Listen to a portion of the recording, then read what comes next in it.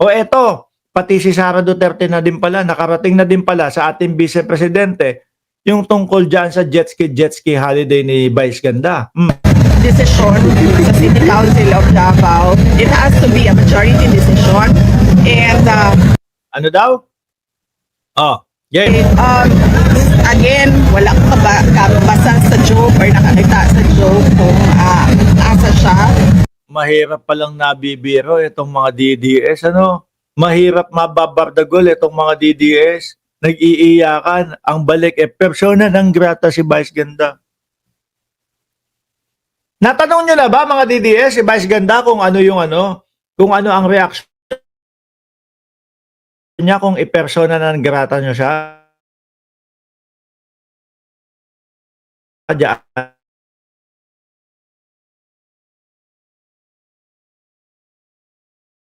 Davao. Wala naman akong di ba? Baka sabihin ni Vice Ganda, ano naman, sige, persona ng grata, di fine. Di na lang ako pupunta sa Davao. Oh, sabi ni Mark Raymond Gratil, ayaw ko maging kainuman ang isang DDS. Mahirap na yan, baka pikon huyang mga yan. Ano? Anyway, mga bossing, pakinggan natin ang ating Vice Presidente. But kung unsa man ang decision sa City Council of Davao, it has to be a majority decision. And the City Council of Davao is the correct body to declare a persona non grata dire sa atin. Ang hinihintay ko hong magsalita, no? Versus Vice Ganda. Ito, match ho yan, match. Vice Ganda, tsaka Baste Duterte. Yan, medyo match ho yan. Yung kay Roque, wala. Si Roque naman no, mga kababayan, hindi naman ho sikat eh. Si Baste, yan. Parehas Barbie. Di po ba? Parehas Barbie, mga kababayan. O, pag nagbigay ng komento, si Baste Duterte, diyan, mas malaking issue po yan, mga bossing. Barbie sa Barbie!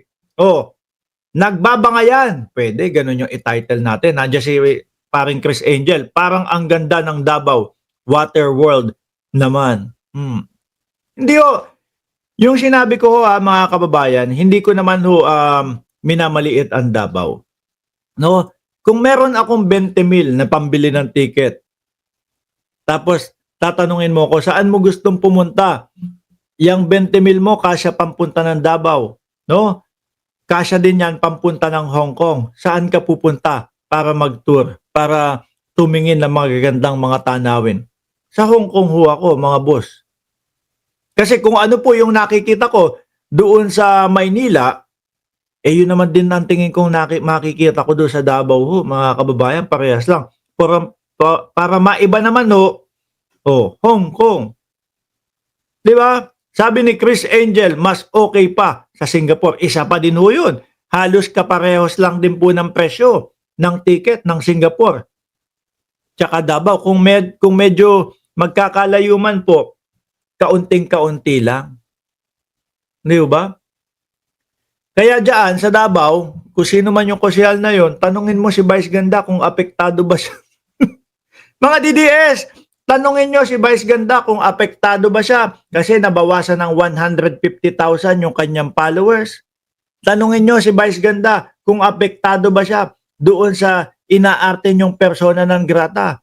Tanungin nyo si Vice Ganda kung may pakialam ba sila sa sasabihin o sinasabi ninyo. Yun lang yan eh. Yung 150,000 na nawala kay Vice Ganda, hindi ho iindahin ng McDonald's yun. Ano po? Hindi sasabihin ng McDonald's, Vice, sorry ha, kasi dahil doon sa pahayag mong yun, eto ayaw na kaming tangkilikin ng mga taga Davao. Hindi ho sasabihin nun. Mga kababayan. Diba? Dahil alam nila, majority ng mamamayang Pilipino, sinusuportahan si Vice Ganda at kumbaga, walang pake dyan sa mga joke-joke na yan. Wala bang ibang pwedeng content kakaumay na ang DDS? Wala eh. Sila yung mga nakakatawang content eh. Kaya yun yung mga maiko-content natin. Diba? Sabi ni Melchor Ilagan, wala bang ibang content kakaumay na DDS? Sila yung mga nakakatawa. Kapag ka walang mga DDS, wala hong nakakatawang mga content tayo magagawa. Di po ba? Sabi ni Chai Chair, I very much doubt mag-aalala si Vice dyan sa bawas na subscriber. Mga ano lang yan?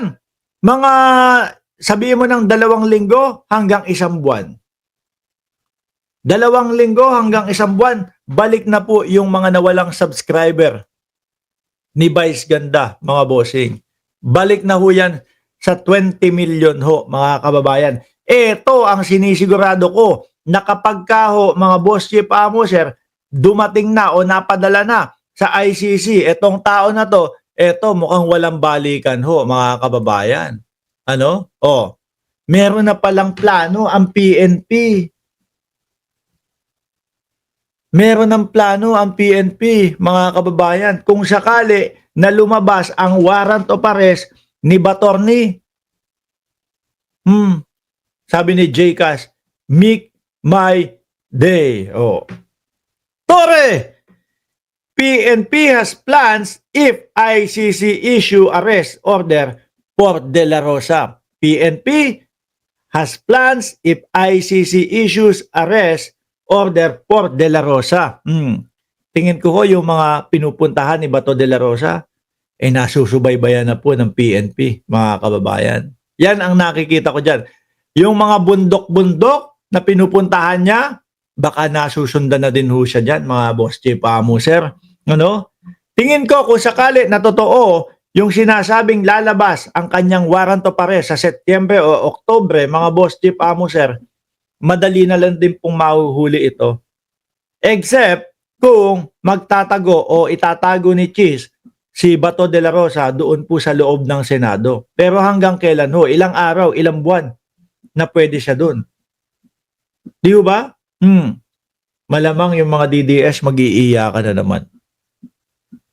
Mag-iiyakan na naman po. Tapos sasabihin na naman ho ng mga DDS, mga kababayan, naku, yan ka na naman, Mark Ramos Ano? Lagi mong balita ICC, ICC.